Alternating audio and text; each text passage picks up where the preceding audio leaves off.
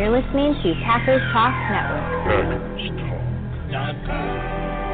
Do you want to experience the thrill of a Packers game at Lambeau Field? If so, be sure to get your game ticket from the longtime trusted source in Wisconsin, Ticket King. Visit their locations in Milwaukee and Green Bay. Just go to their website at ticketking.com. Again, that's theticketking.com. Throws it up in the air, says a prayer, and Jayme says, oh, please! What a cat! That's insane! You're listening to the best Packer radio show on the internet. Cheesehead Radio. Reach the audience. Guess who's back? So I think that's the logical explanation. Let's just, say that didn't happen. It was a return to greatness. It was a return to form. It's crazy, and he just kind of flew under the radar. Get this out there so I sound good on Cheesehead Radio. Yeah. No negativity allowed, sir. So I think that's actually going to be really exciting to watch. I don't think there's anything positive we can say. There's a lot. Oh, you were looking for positive. Yeah. I guess that's what I meant. Positive, I think. Hello, Packer Nation, and welcome to another episode of Cheesehead Radio. Your hosts tonight are the extraneous CD Angeli of PackersTalk.com and Cheesehead TV, the whimsical Michelle Bruton of Cheesehead TV and Bleacher Report. Not with us tonight is Jayme Snowden from Cheesehead TV, and you have myself, Jersey Al, Cheesehead TV, and Packers Talk. Sponsoring the Packers Talk Network this year are, as you probably know, the fine folks at Ticket King. They've been selling Packers, Badgers, and other tickets in Wisconsin just short of 25 years. They've got a great reputation for excellent customer service and prices. They stand behind every ticket, guarantee that it'll be valid and authentic. So be sure to check out their website when you're looking for Packer tickets. The website is theticketking.com. Joining us tonight will be the one and only Aaron Nagler, founder of Cheesehead TV, and nowadays social media guru of the Green Bay Press Gazette's PackerNews.com. So let's get this started with some Packers news. Packers News. We'll begin the news with the most surprising development of the week thus far, which is that the Packers released running back Knile Davis on Monday, less than 2 weeks after acquiring him from the Chiefs. Davis had only rushed 5 times and caught 2 passes prior to his release. The move would seem to suggest that halfback James Starks will return sooner than later, but he did not practice on Wednesday. But do you want to know who did return to practice Wednesday? Quinton Rollins. He was limited, but it's a promising development for a secondary that is on its last legs in terms of depth. Unfortunately, it was 1 step forward, 1 step back for the secondary when Dimitri Goodson missed practice Wednesday with a concussion. The Packers will be in serious trouble if both Goodson and Rollins can't go Sunday. That might explain why the Packers worked out 3 cornerbacks on Tuesday. Good idea. Larry Scott, Duke Thomas, and Cleveland Wallace. These all sound like old Western cowboys. All 3 were undrafted free agents following this year's draft. However, it doesn't seem that the Packers are going to use their open roster spot on a cornerback. After J.C. Tretter sprained his MCL against the Falcons last week, it sounds like Corey Linsley, who was at practice Wednesday, will be activated off the PUP list, as Tretter could miss some time. That transaction had not happened as of Wednesday, but seems like an all but foregone conclusion. Now, some will say that the Packers should use that open roster spot on a running back, and the team did add Brandon Burks to the practice squad Wednesday. Burks signed with the Packers as an undrafted free agent this spring, but was released in September. However, the Packers cannot activate both Burks and Linsley.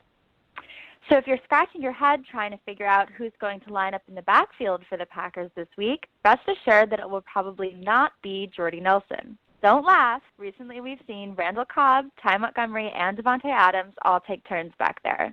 But when Ryan Wood asked Nelson what would have to happen for him to line up in the backfield, he said the team would have to be in, quote, deep, deep trouble. I'm waiting for Mason Crosby to line up in the backfield. He may as well. And speaking of Cobb and Montgomery, both were limited in practice Wednesday. No indication yet on whether the Packers will have one or both of them against the Colts. And that was your Packers News of the Week. Now it's time for your Packer Tweets from Packer Tweets.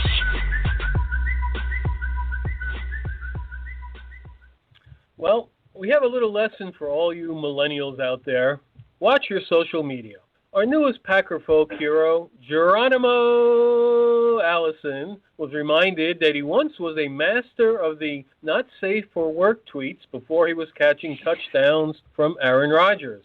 Zach Cruz guessed that his bosses might have noticed too when he tweeted Packers PR at halftime. Hey, Geronimo, mind if we get your Twitter password?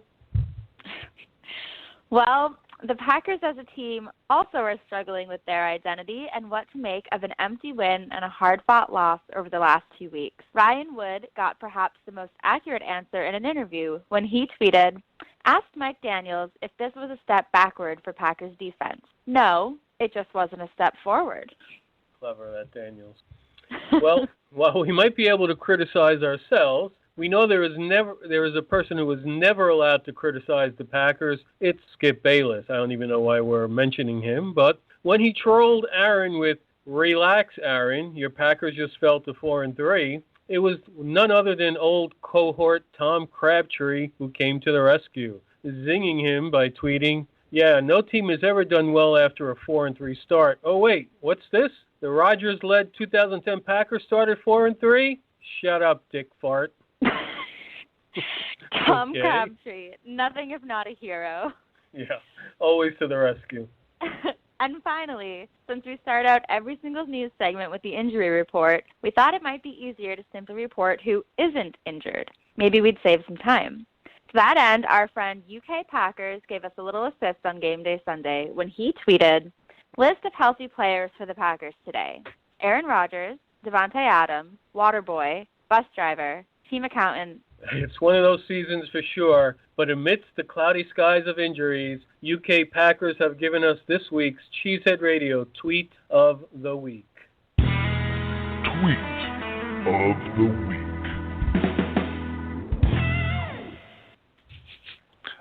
I don't think we're keeping We our don't know, PG-13 though. rating there, Al. I read can't what believe was you in just front said of me. that on the air. Well, who put that in yeah. there?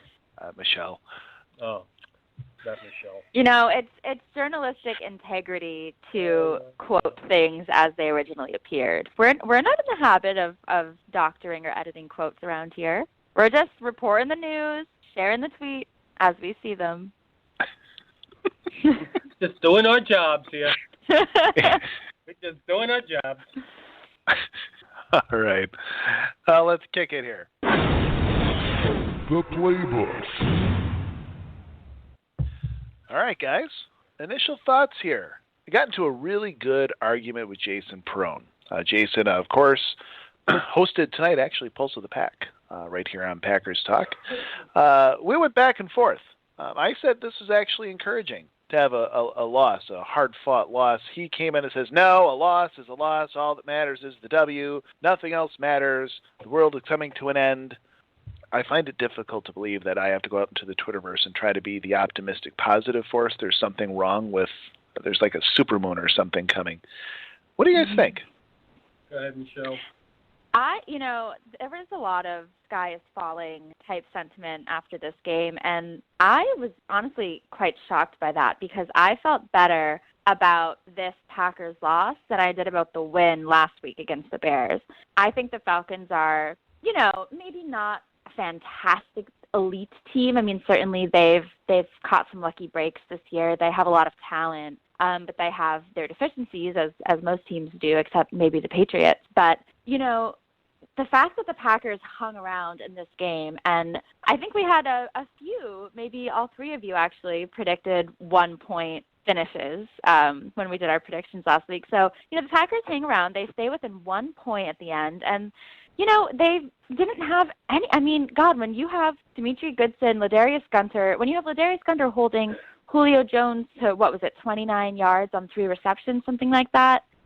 Granted, they had lost their tight end Tammy, but they still had plenty of other targets running around. I thought there was a lot to be encouraged by. I had one guy tweet me, "This is Ted Thompson's fault for not having NFL caliber cornerbacks on the roster." So I said, okay, we're supposed to have 8 NFL caliber cornerbacks on the roster, like every other team does. So when we lose 3, we still have 5 NFL starting caliber cornerbacks on the roster, and get that all under the salary cap. Okay. I had a real problem with fans after this game. I really did. The stupidity that was out there, unbelievable. Don't hold back, Al. Tell us how you really feel. I'm sorry. No, and I agree. I think that when you look at what the Packers were dealing with the injuries, against a team that really had a good offense, and the one thing that I noticed, and I'm just going to say this, Jake Ryan just got burned. I mean, burned on that last play. But if you look at what happened on that play, he was in the middle of the field. He was expecting a running back or a tight end to come at him. If you watch what happened on that last play where they scored the touchdown, who's the receiver that caught it? I'm sorry, I forgot his name. Sanu. Okay. He was way off to the left. Everyone ran out patterns away from Ryan, and they ran Sanu up the field almost parallel with the line of scrimmage, then directly at Ryan, and then off of him. That was a sophisticated offensive play being run against a defense where they knew where the weaknesses were. They knew that it was young. They knew that it wasn't a fully functioning defense. We have watched Brett Favre and Aaron Rodgers take their sophisticated offenses and do this to young, dumb defenses for decades. You got beat on that play because guess what? We have injuries. We have young people in there that aren't fully ready to handle that sophisticated offense. There's nothing to be ashamed of. So Jake Ryan shouldn't be, hung and drawn and quartered or hung out to dry for this. I think it was a 1-point loss that could have easily been a 2-point victory if, Mr. Bracco's prediction about Mason Crosby would have come true last week. So close. But regarding that play, Dom Capers actually talked about it. On Packers.com, he was interviewed, and got to say, the nice thing about Capers is he actually answers questions about specific plays, and he kind of explained what happened on that play and what went wrong. And what he said was it wasn't really a matchup issue that we had a linebacker on a wide receiver, because there really was supposed to be a safety there. But as you said, what the Falcons did was they drew up a very effective play and took the safeties out of the middle of the field. They flooded the outside areas with receivers that the safeties had to worry about, and then just ran Sanu right up the middle, and there was nobody behind Ryan. So he kind of exonerated Ryan. It's not like that was his assignment to cover a receiver into the end zone. But, it was just a really well-designed play, like you said, attacking the weakness on the field by the Falcons. But no, now we have to fire Capers because, he didn't have that covered for some reason. Well, we need to cut Ryan, too. Yeah. That would make sense. Open a roster spot. Oh, there we go. Bring Lindsley back. So what's your opinion on that, guys? We do have this open roster spot. We talked about this in the news. We use this on Lindsley, or do the Packers need someone else? We've already done this trade for Knile Davis. Apparently that is officially done. What do you think the Packers need to do at this point? Well, I today for my Cheesehead TV column wrote about how the Packers need to activate Lindsley, and if the option on the table is activate him to the existing open roster spot, I'm totally fine with that. However, I'll take it a step further and say that I'm fine if they want to cut Don Barclay and give Lindsley his spot, because he has been nothing but a liability when he's been on the field this year. And I think that we have enough depth, especially that we've added this year through the draft, where I'm just not sure there's still a spot for him on this team. But if the option is just straight up, we have a roster spot, who's getting it? Lindsley for sure.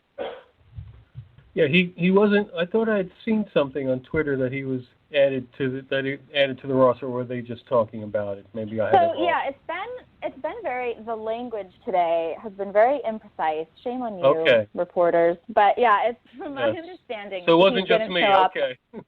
Yeah, so he didn't show up on the transaction report today, I believe. It's sort of just the expectation is that he'll be the one that they activate to take that spot. Okay. As they should. I mean, I think it's great news that Cheddar only sprained his MCL and didn't have any ACL damage.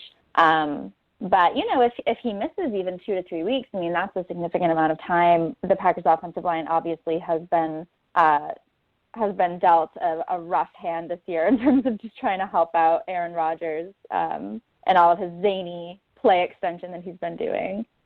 Zany? Is that our word? Zany. Zany. He's been extra zany this year. And sometimes I think out of necessity, sometimes I think out of habit, I think he kind of got into that habit last year with everything that happened with last year and receivers not getting open. He kind of got into that habit of trying to create, but sometimes it's okay to just stay in there and maybe get the ball out a little sooner, because we seem to have had most issues this year when, surprisingly enough, he had a lot of time in the pocket to just sit back there. It seemed like as he's sitting there, that at that time when receivers are breaking off routes, they're not getting open. And he's had better luck when they're actually running their routes and he's hitting them in stride during their assigned route. So it's kind of a double-edged sword there. Right, exactly. And I think it's interesting because I know that McCarthy has made a point this year of kind of changing up both the tempo and the play design of the offense a little bit. He's been getting away from the no huddle a little bit. He's been having them take longer to make their play selection, do things to try to make sure that the receivers have time to get open. But I think as we've all seen, some of the best drives the Packers have put together this year are the drives where they go almost exclusively no huddle, where they're getting into a rhythm. And certainly I think that then again, just it circles back around to if you're going to do that, you need to have stellar offensive line play. And we're lucky that Lindsey and Cheddar are, and I don't mean this at all to sound offensive because I'm sure players are sensitive about their value to a team, but in some ways they're interchangeable just in the sense that they have both started with Aaron Rodgers. They both do know the ins and outs of this offense intricately. Not every team can say that they've got someone to replace their starting center with who is also basically another starting center.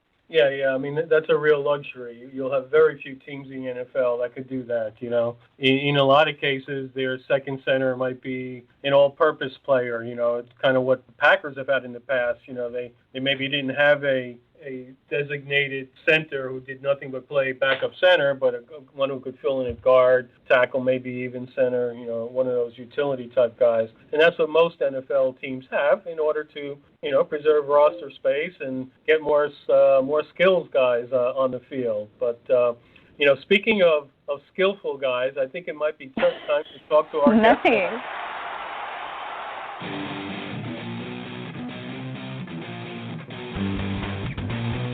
Ladies and gentlemen, welcoming right here in Cheesehead Radio.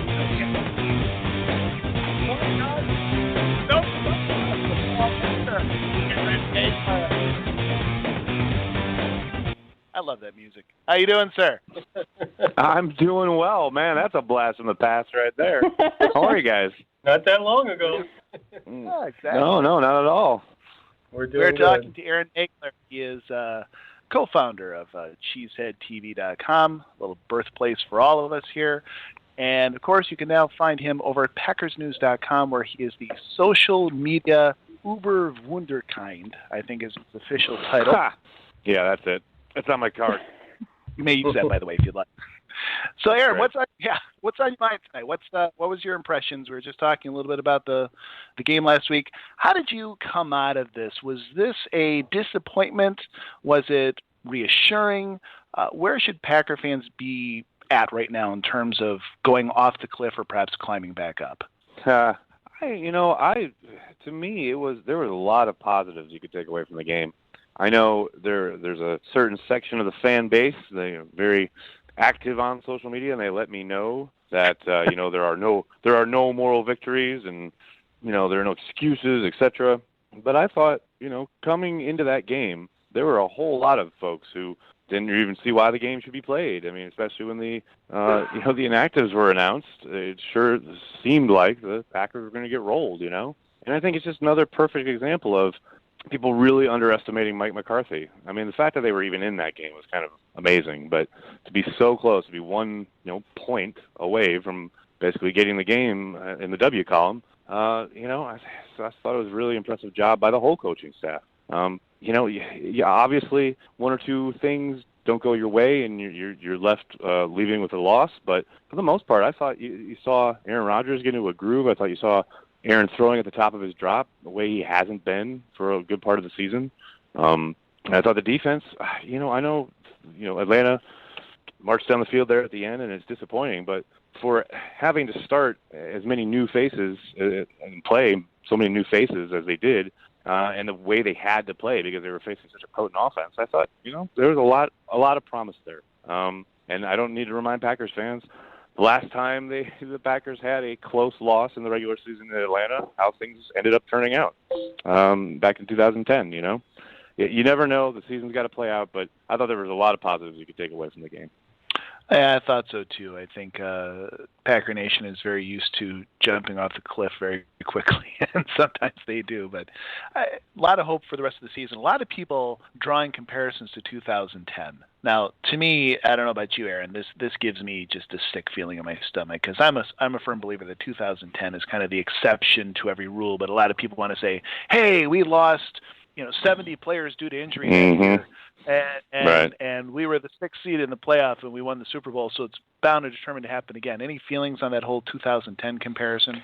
Well, I don't think, when people bring that up, I don't think it's a direct comparison. I think, yes, there are things you can point to and say, wow, these are really similar, et cetera. But I think it's more in line with you've got to let the season play out. Because there are so many people who, I've got a guy who calls in, I do my weekly voicemail video.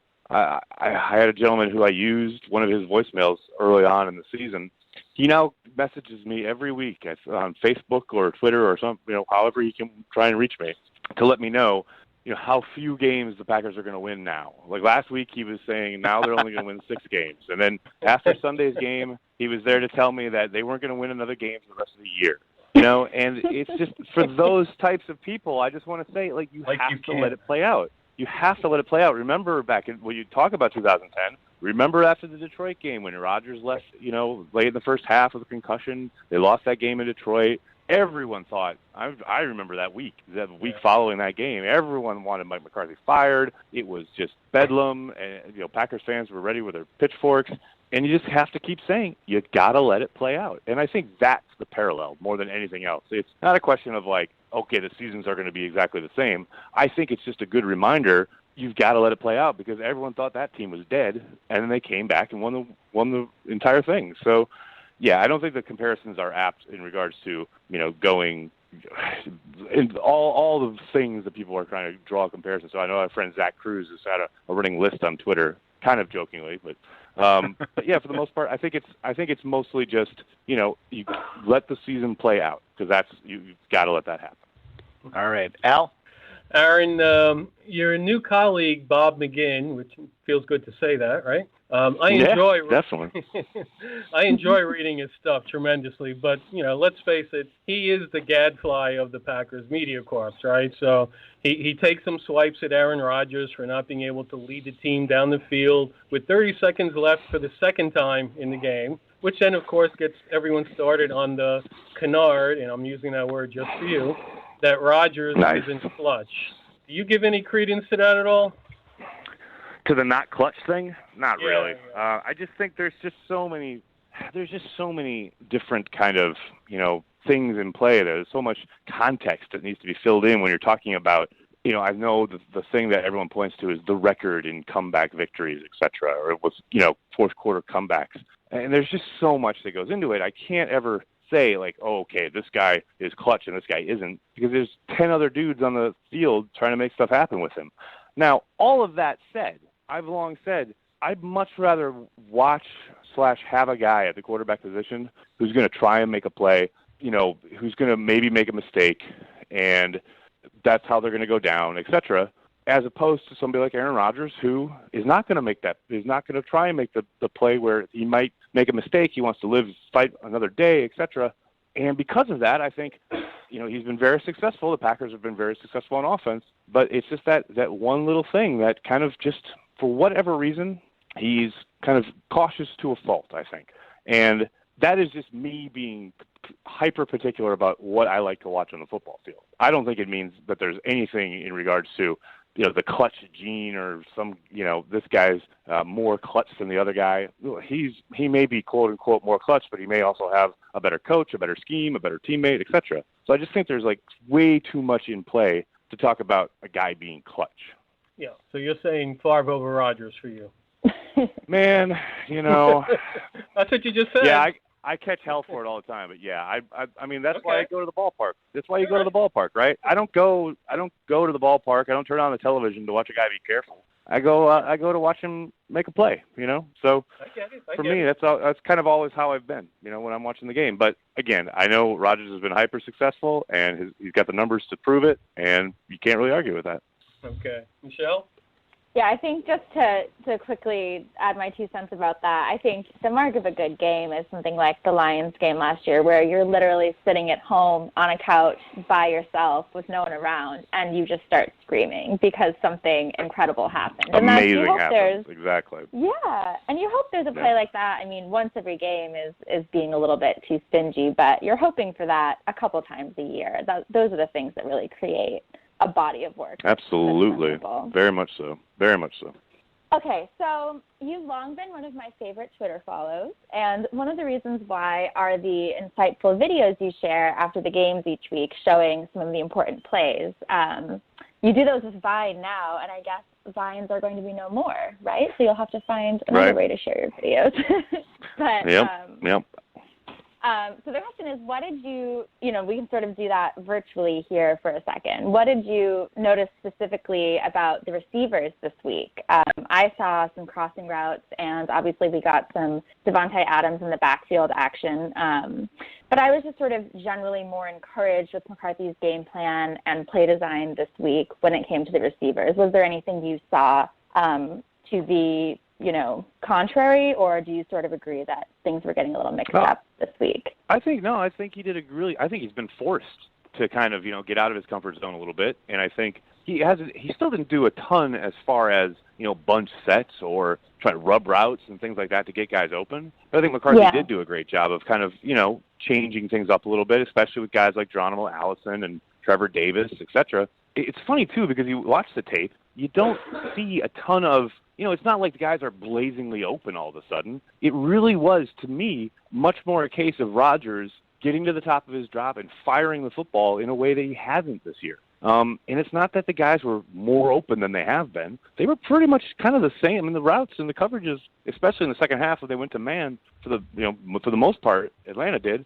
It wasn't that much different. It was just Aaron being comfortable and for whatever reason, trusting his guys in a way that he really hadn't up until this point. So, I think McCarthy has done a good job, kind of, basically having to retool his offense on the fly, so to speak. But I also think a big part of it was Rodgers just finally kind of, letting go and trusting his receivers.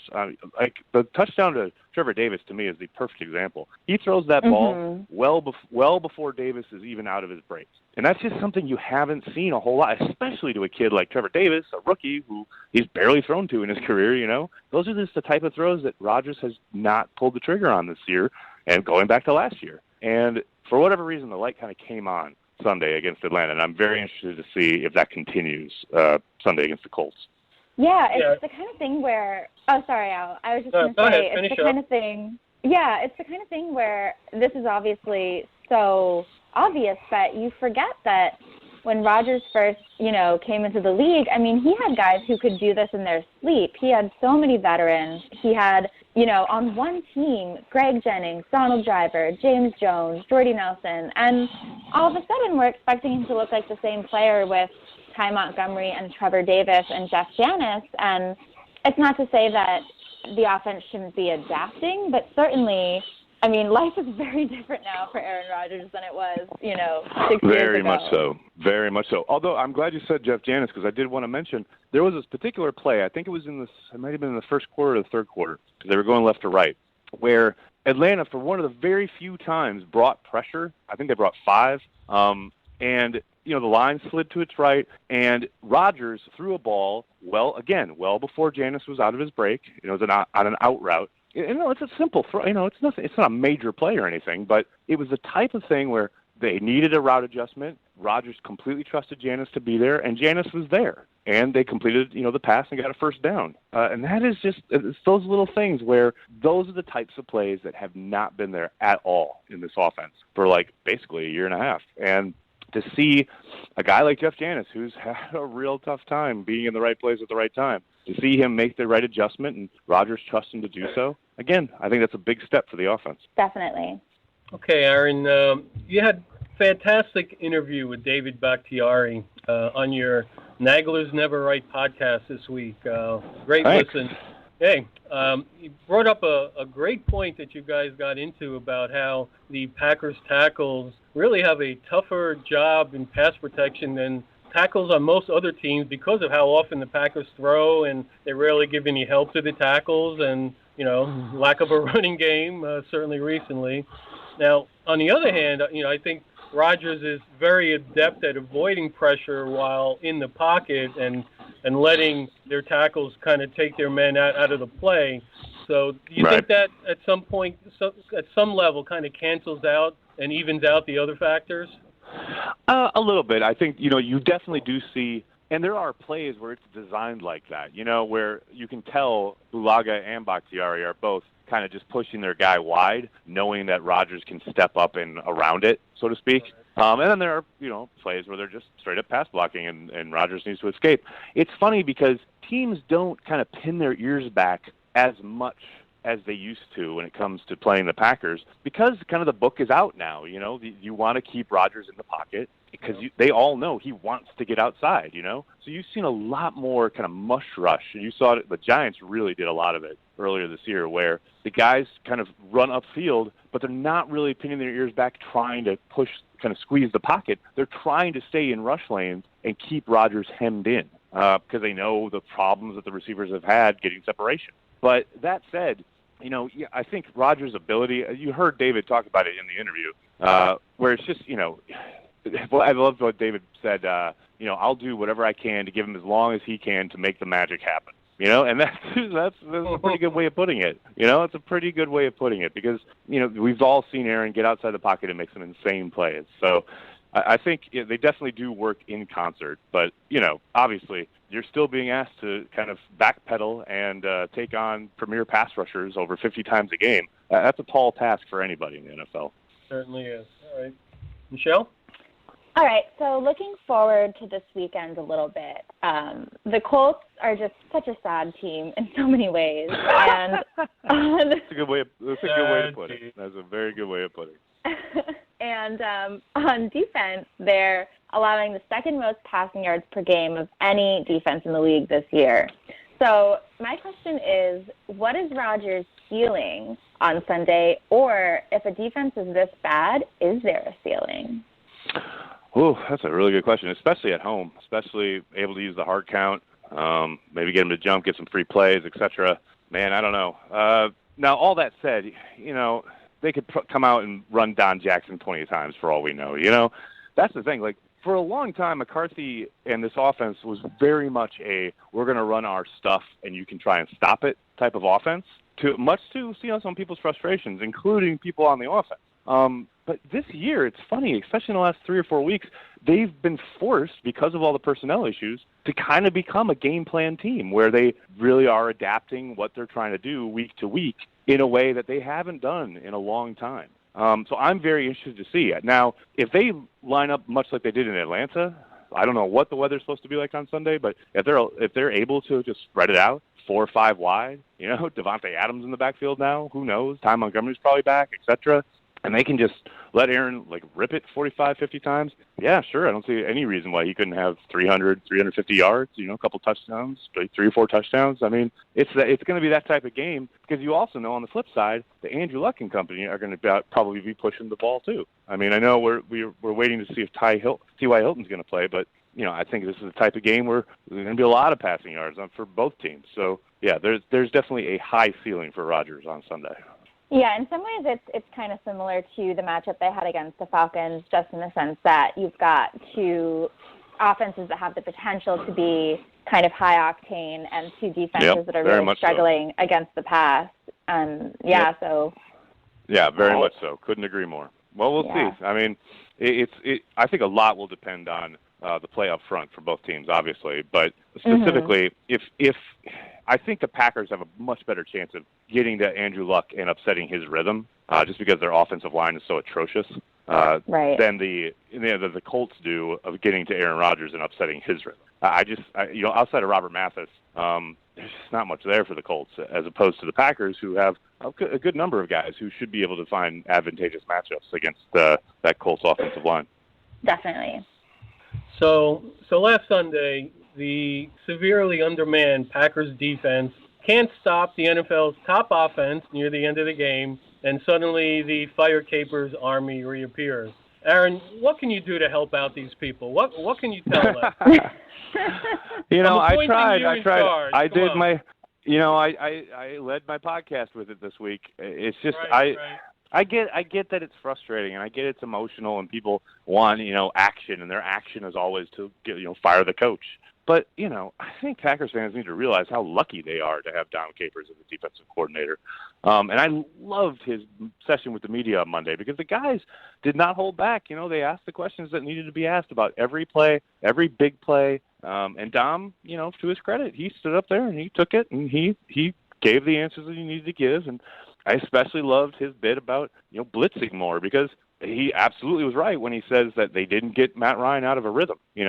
Other than that sequence where Daniels and Peppers had back-to-back sacks, they did not do a whole lot to get in Matt Ryan's face. Part of that was he was getting the ball off really very quickly because he was able to get it off in rhythm. But that's an adjustment that it has to. That's why I'm talking about the work that needs to get done up front against the Colts offensive line. But Dom Capers has forgotten more about football than any of us will ever know, and the fact that he is being handed this kind of makeshift secondary week after week, and they're even in these games, is pretty incredible. And the fact that they held the number one scoring offense in the league to a couple of field goals early on in the game, that's the only reason they were even in the game. And you come down to it, I was surprised actually when they held them to field goals early on. I thought this was a game where the Falcons were going to come out and score. It was going to be 14-0, like 21-7, something like that. And they kept them in check, and that's a testament to Capers. So I get it. Like I said, I know it's frustrating. I know people get kind of emotional about it, but Dom Capers is very, very good at his job. All right, Aaron, this is going to be the hardest question we're going to ask you all night. The most hard-hitting question. I love it. Are you ready? I love it. I'm ready. At what point in the game is there no longer a lot of ball game left? Nice. Very nice. Well, it all depends. It's different from game to game. Sometimes it can be quite early. Sometimes it can be, with 3 seconds left, maybe there's a lot of ball game left. It all depends on the situation. Ultimately, when the clock hits 0, that's when there's not a lot of ball game left. But until then, there's always a lot of ball game left. It's like Wayne Larrivee and his dagger. You can't say it too soon, but you got to find the perfect moment. Well, I do love how it's kind of become a thing now where, at some point in the second half of every single Packers game for the last, 2-3 years, at some point I get kind of a cascade of tweets from people asking, is there a lot of ball game left, or how much ball game is left, or is there still a lot of ball game left, etc. It happens every week, and I do love that people have kind of glommed onto it. It really was just something my dad used to say when we were growing up. We'd be watching, and I'd be depressed because the Packers were losing all the time, and Dad would always say, a lot of ball game left, from his easy chair, a lot of ball game left, and he would say it all the time. So to me, there was always a lot of ball game left. And that's the other thing, though, because you watch NFL football, and there always is. That's the thing. People, weird things happen. Teams jump out to big leads, etc., and people are like, "Oh, it's over," and you're like, "No, you gotta let it play out." And then, sure enough, that's what teams come back, weird things happen, etc. Always a lot of ball game left. Definitely. All right. Well, ladies and gentlemen, you've been listening to the amazing Aaron Nagler. You can follow him on Twitter at Aaron Nagler. And, of course, follow everything that he does over at PackersNews.com, where he is, what do we say? You are the social media uber wunderkind. Yeah, that'll work. That's it. Good. I'm changing my nameplate as we speak. Please do. Please do. I'm sure Doherty will love that. But anyway, hey, thank you very much for joining us tonight, Aaron. And honestly, like I said, we've kind of grown up in this whole blogosphere stuff together over the last 8-9 years. So pleasure to have you back, and pleasure to have your company once again, and keep doing great stuff. Absolutely. Thank you so much for having me on, guys. Thanks a lot. All right, Aaron. Absolutely. All right. Night, Aaron. Thanks, Aaron. Have a good night. That was pretty cool. Absolutely. Al, when did you start writing? What year? When did I start writing? Well, let's see. I went to kindergarten. I was around 5 years old. What grade was Michelle? You actually started your blogging. What time did I start? I'm going to say it's probably been about 6 or 7 years, maybe.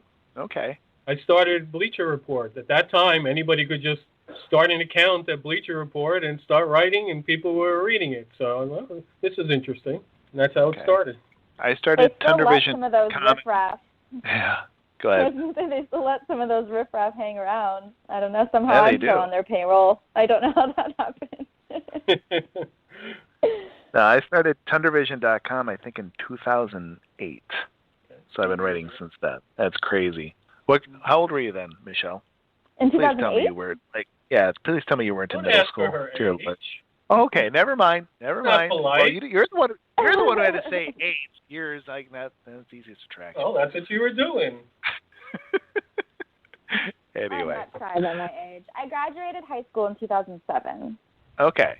Oh, good. Okay, good. Well, that's at least a positive. That's good? That's okay with you? Okay, good. It's a positive, yeah. All right. I don't feel that old. Anyway, very old millennial I am. Let's get to this week's Hot Pocket. Oh, nailed it on the volume. Yeah, perfect. Really? Yes. Yeah. I had to max it out, seriously. Since 6 years we've been doing this. Anyway, Hot Pockets, we have a final quick discussion topic. So, Jersey Al, hit us with your Hot Pocket. Well, at first I was gonna go with why are fans so stupid, but I'm not in the mood for ranting, and we kind of talked about it a little bit with Aaron, so I'm not going to go with that one. Instead, I'm going to go with, for me, the question or the thing I'm wondering about for this game is, will there be a running game? I mean, who is our running back? Is it Don Jackson? Is Ty Montgomery coming back? Are we moving Ripkowski to halfback? I mean, there's just nothing but question marks. So question is, will there even be a running game? We don't need no stinking running game. That's right.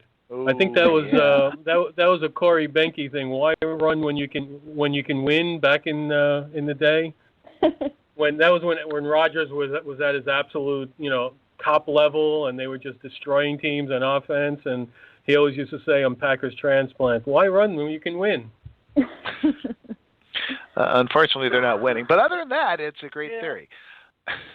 Well, at the time, it worked. Right. They were like 15-1 that one year, so it was working then. It was until the playoffs. And, yeah, exactly. We all know that. All right. Michelle, your Hot Pocket. All right, so Aaron mentioned this a little bit during his segment, but the Colts offensive line, I think, is kind of the key position group to watch this weekend. It's real bad, guys, and they tried so hard to beef it up this offseason, and it's just not working. They have allowed the most quarterback hits and the most sacks on Andrew Luck of any quarterback in the league this year. And, I mean, when you kind of separate him from the rest of the team, Luck's been pretty good this year, but he can only do so much. So I would like to see the Packers really take advantage of that in the way that they maybe weren't able to do as much against Matt Ryan. Julius Peppers, Nick Perry, Mike Daniels, all at least have a sack. I just want to see, a 4 or 5 sack game, just really take advantage of that awful offensive line. I think that's the best matchup the Packers have going for them is their front seven against that O-line.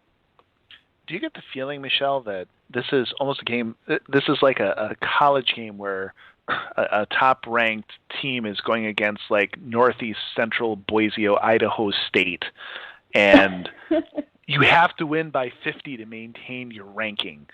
I'm almost worried that if this game is actually competitive, as poor as the Colts are, you're like, oh my God, what does that mean? And there's going to be more lemmings jumping off the cliff. And from everything we're saying, this should be a cakewalk.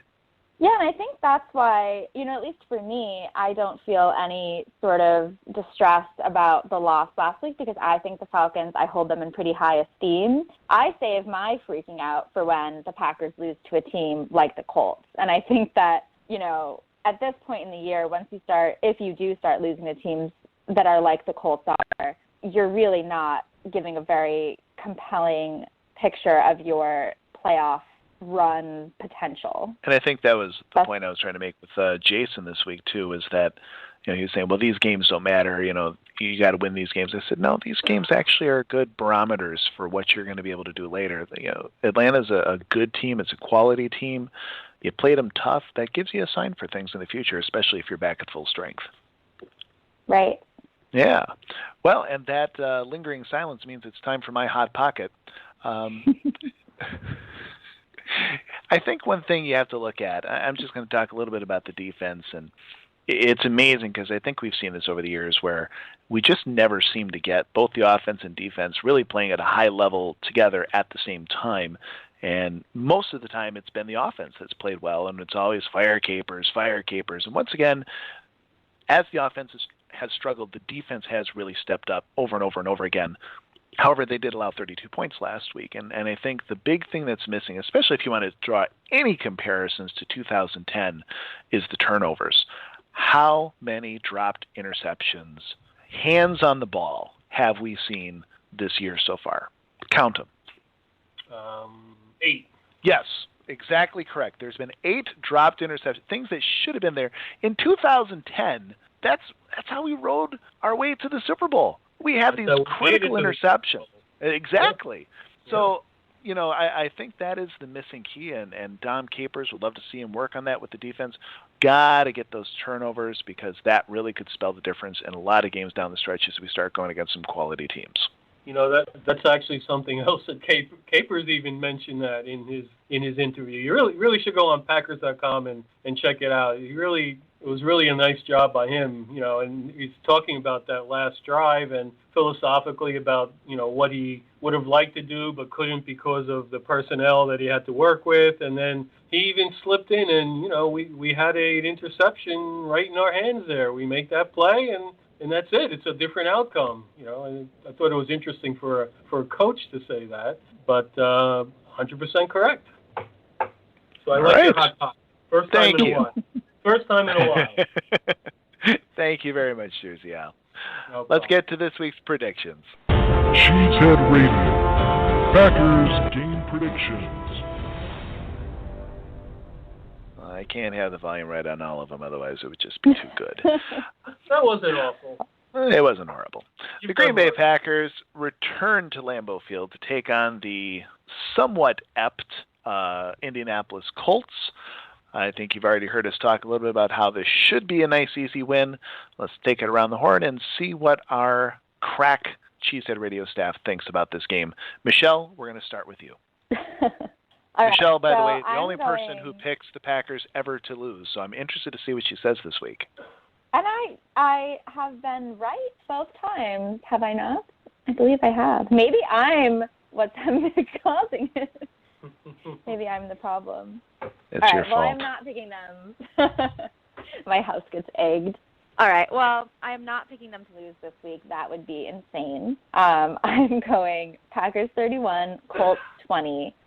This Colts defense is just awful, and it's allowing opposing quarterbacks 287 yards a game on average.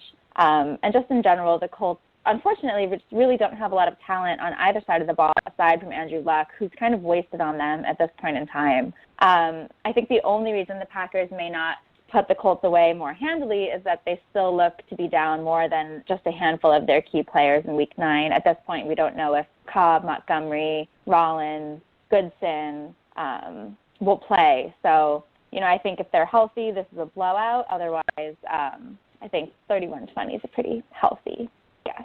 All right. Michelle says 31-20 Jersey Al. Can you top that?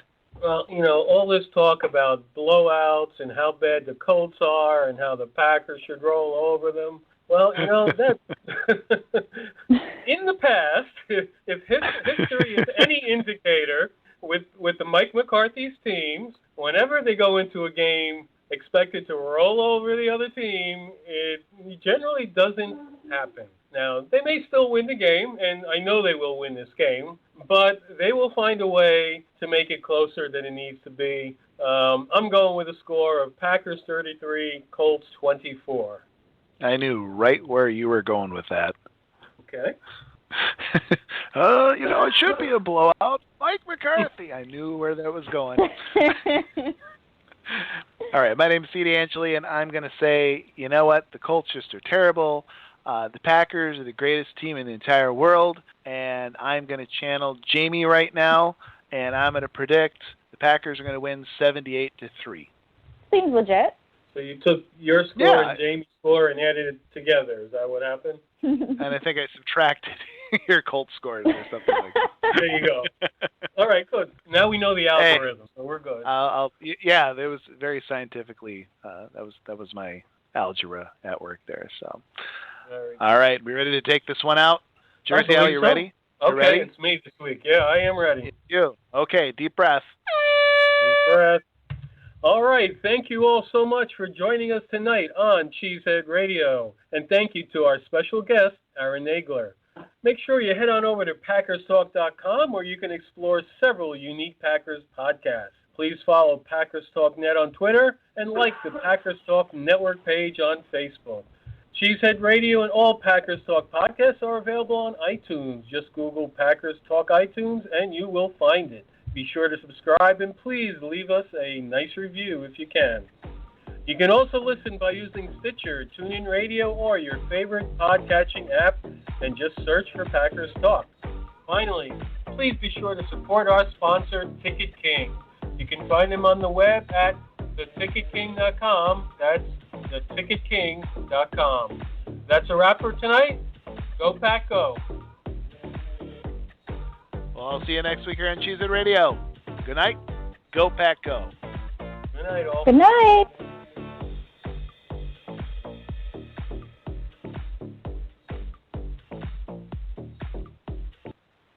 When you don't go to Geico.com, car insurance can be hard. Like early 90s heavy metal hard. I'm yelling and screaming and I'm loud. Roar! Geico makes it easy. You can review and update your policy or report a claim on Geico.com or the Geico mobile app. Because shouldn't we all have a little less stress in our lives? I'm not even upset about anything! Run to Old Navy right now to get 30 to 50% off all jeans and all sweaters for everyone in the family. Pair your favorite jeans with any of Old Navy's stylish sweaters and get 30 to 50% off from top to bottom. Every pair of jeans is on sale, including Old Navy Rockstar jeans, and so are the season's best sweaters. All jeans and all sweaters are 30 to 50% off, now at Old Navy or OldNavy.com. But you better hurry, this deal won't last. Run to Old Navy.